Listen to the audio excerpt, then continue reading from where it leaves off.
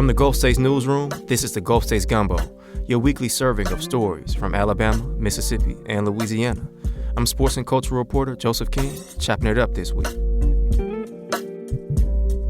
Over the last few weeks, the Gulf States were hit by a massive winter storm, bringing freezing temperatures to parts of the region, massive power outages, sleet, and ice.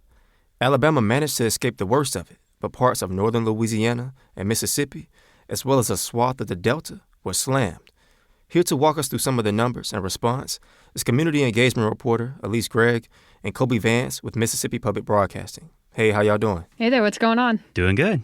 So Elise, let's start with you. You covered this on the state level in full. What's the current situation? Well, it's certainly not as bad as it was, but it's still not good, Joseph. At the height of the storm, around 180,000 homes and businesses in Mississippi were without power. So starting a few days before the storm actually hit, I was covering just some ways folks can stay safe, how to prep your home with, insulation, what to know about generators, et cetera, et cetera. That weekend was when things got really serious and the weatherman started to really give some pretty dire warnings about what it was going to look like in Mississippi. So we weren't sure how far down south it was going to hit at that point. We didn't know if it was going to get really icy in Jackson, which, I was nervous about that. I've never driven on ice before. But the worst of it really stayed up north, closer to the Delta and the northern counties by Tennessee. And then over the next few days, just spent the week looking at how folks have been affected. And over a week later, at the time of this recording, around 30,000 people are still without power. For context, that's more than any other state in the South. Tennessee is the runner-up with about 10,000 outages, and among the Gulf states, Louisiana has about 1,200 outages, and Alabama about 700. And some folks I spoke to didn't have power, some didn't have water, and it's just been a lot. Officials are saying it could take weeks in some places to get the lights back on. Weeks? That's hard to hear. It sounds like it's going to be a tough road to recovery for the entire area. Well, yes and no. I think one of the biggest challenges I heard from local emergency management officials was really just how localized the issues were. I reached out to folks that weekend in places that looked like they were hardest hit, like Lee County, where County Emergency Management Director Lee Bowdry said cleaning up wasn't as bad as expected. We have just a little ice on the bridges. Other than that, the county is probably, I'm going to say 85%, all the roads are clear. And then just a few counties south in Grenada, the situation was a lot more dire that exact same day, according to their emergency management director, Chris Whitehurst. Actually just got off a call with MEMA. They have crews out, but they can't give us any idea of when power will be cut on because as soon as they fix one line, a tree falls on another. Now, what about the state level? How were state officials helping? So, broadly, Mississippi worked with the Federal Emergency Management Agency to get about 90 generators, as well as truckloads of meals and cots and blankets and other supplies.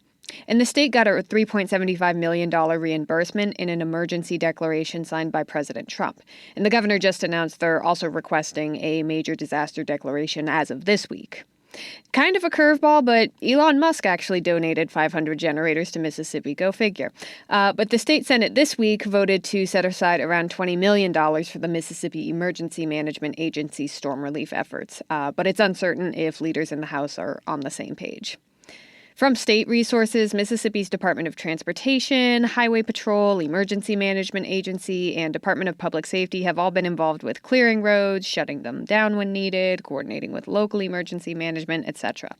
And initially, the state wasn't going to deploy the National Guard. I actually asked Governor Tate Reeves about that during a press conference the weekend that the storm hit on Sunday. At this time, we do not anticipate the need to call out the Guard. Now, that could change, and so we certainly have the ability to do so at a moment's notice if and when we determine that is needed in our state. They ended up deploying the very next day. And online, I've seen a lot of folks with questions about whether they should have deployed sooner. At a later press conference, officials defended the decision to wait. If we had done it any other time, like if we had done it earlier, it would not have been safe for them to be out and about during the actual event itself on Saturday and Sunday. Cleanup and utility work is still ongoing, so hopefully we'll be clear of all the mess soon. But for a lot of spots in Mississippi, especially more rural areas, these kinds of natural disasters are devastating. I also spoke with a couple state representatives about that during the days following the storm, including Representative Darrell Porter Jr. He represents a few counties down south that weren't hit by the storm. But he says the preparation, or lack thereof, during this one reveals a lot of gaps in Mississippi's ability to take care of folks. For example, when tornadoes hit his district back-to-back last year. Well, one of my counties, they don't have a safe room. Pike County does have a safe room, Walthall County does not. We could be investing in making sure that there are safe rooms across this state in every single county so individuals can have somewhere to retreat to in the instance that a storm is coming. And he included investing money in other infrastructure items like better roads as a meaningful way to be proactive instead of reactive so that the state's most vulnerable aren't in dire straits when natural disasters occur. Well, Elise, thanks for giving us this rundown. Yeah, no problem. Okay, Kobee, let's turn to you. You went out to Lexington, Mississippi to talk to folks directly affected. So tell us about what you saw there. Actually, how was the drive up? It sounds like those road conditions were pretty rough. Okay, so as a refresher, the winter storm began on Sunday, January 25th. My grandfather lives in Holmes County, so I already had my pulse on the area, knowing it was in the most severe path of the storm. I was able to reach his house around 10 a.m. on Tuesday, the 27th, but that was after a lot of weaving around downed trees, power lines, and seeing some cows standing out in ice-covered fields. That's a rare sight for Mississippi. And how was your grandfather doing when you got to him? Thankfully, he was okay. He was trying to stay warm by his gas fire, but, it was just no electricity. His pipes were frozen. Thankfully, his community did have running water because they brought a generator out to their local pump station, but, other than that, nobody had power. Can you expand on that a little bit more? What was it like when you got there? So when I first got there, it was about 22 degrees, and I was passing these downed trees, and I'm not kidding. Small twigs on the end of tree branches were frozen over to be the size of hot dogs. Sometimes trees were blocking the roads entirely, but they hadn't even fallen over. They were just bent. The ice is just so heavy, they leaned down, touching asphalt. I also passed by a home that unfortunately burned down while the owner was out of town getting cancer treatments in Jackson. Neighbors told me that he had a heater left on in his apartment to keep his pets warm. Unfortunately, the animals didn't make it. Once I did get to the city of Lexington later that day, the streets were pretty easily passable, but the only traffic was around the Marathon gas station. Pretty much every business in the city was closed because they just didn't have power. That's hard to hear about the pets. So, where have folks been going to get things they need? Is there anywhere in town they could go? From what I understood, the Sunflower grocery store in the area was one of the only places that people could get food reliably on a good day. But during the storm, even that building had its power out. People, like I said earlier, people were going to the gas station that was across the street from that grocery store, trying to get just some fuel to make their own generators work if they had them. And then other folks were driving all the way down an hour south to Madison County. And they were going to grocery stores trying to get some groceries, get some bottles of water, anything they can use to just clean themselves, because so many people didn't have any way to take a bath, wash their hair. So bottles of water became not just a way to, stay hydrated, but to stay clean for days on end. Okay. It sounds like from what Elise said, the disaster relief was really a mixed bag of what people needed and how officials responded. How did people in Holmes County feel about how officials and utility companies were doing? While I was driving through the county, there's two very different types of situations going on. Holmes County is not only one of the most rural in the state, it's also one of the most poor in the country. So people already had that going up against them going into this. There were a lot of crews out over the time that the storm had passed that they were trying to clear out trees, clear debris, and on state-maintained roads, that was pretty clear. You could see that everything had been chopped up with chainsaws already and cleared out of the way.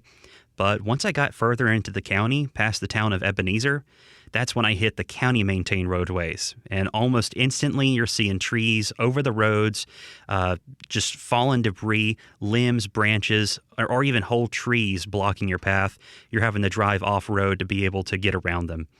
And I even saw a guy out there on his personal backhoe just going back and forth, knocking a tree with his hoe, trying to get some ice off of it so it wouldn't fall and block his path to get out of the area. Is this a normal thing for people up there? I know you said your grandfather lives up there. So is this normal for the community to go out there and just try to do everything on their own? Oh, in rural Mississippi, community getting out there is just a way of life. It's something that everybody does. A big part of Mississippi is helping neighbors. And Mississippi is no stranger to storms, no stranger to tragedies. And I saw so many people going out and just trying to make it their best. While even if I didn't see them myself, you could see the signs of people who had gone out with chainsaws. Even speaking with my own grandfather, he was so worried about some of these people who lived on back roads that, they're gravel, they're not maintained by the state, barely maintained by the counties. And some of these people might not have gotten contact any other way if it weren't for people who were going out there with their own chainsaws on 4x4s, trying to help clear the way. So not only can people get out to go get supplies, but so eventually the utility vehicles can get out there to help restore power. Well, it's good to hear. It sounds like the community is really coming together with all the problems from the storm. Yeah, it's important to note that Holmes County is one of the most southern points of this storm, and so they were able to start recovery process much earlier. Unfortunately, cities further north from them are still much further behind on the timeline of being able to recover. I've seen maps that say most of Holmes County has power now, and that's great. But going up north to Lafayette, there are still thousands and thousands of people who do not have power. I believe as of today, we've seen numbers around 30,000 people in the state still don't have power. And so, Holmes County was just a touch point early on to be able to see what other folks were going to be experiencing over the coming days. Well, Kobee, thanks for sharing about your trip up there and how folks are doing. Absolutely. Thank y'all for having me.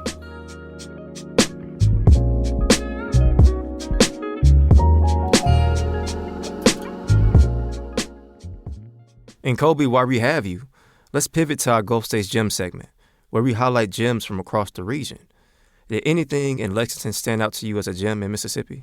I want to shout out to the people that are out there trying to take care of their communities. I know we spoke earlier about folks that were out trying to help cut up trees, but even beyond that, I met folks that were just trying to help make sure folks were fed.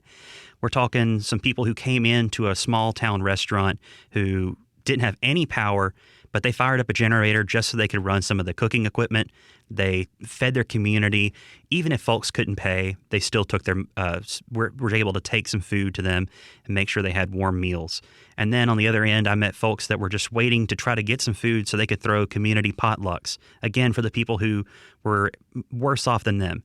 Mind you, pretty much everybody didn't have power, but they were still able to go out of their way and make sure that the people who were worse off than them were able to be taken care of. And there's a lot of folks out that way who live down dirt roads, don't have internet, and may not have family in the area. So it means a lot to have people get out on their 4x4s to make sure those people are safe and have food. They are just true human beings that represent the best of Mississippi. All right. Thanks again. I know you have to go do other stuff in Mississippi, so I really appreciate you taking the time out. Absolutely. This week's show is cooked up by the Gulf States Newsroom team. Our theme music is by DJ Supreme. Special thanks to our partner stations, WBHM, Mississippi Public Broadcasting, WWNO, and WRKF. You can find us in your podcast feeds every Friday. Look us up and be sure to subscribe. Again, I'm your host, Joseph King. Thanks for listening, and don't forget to steal your room.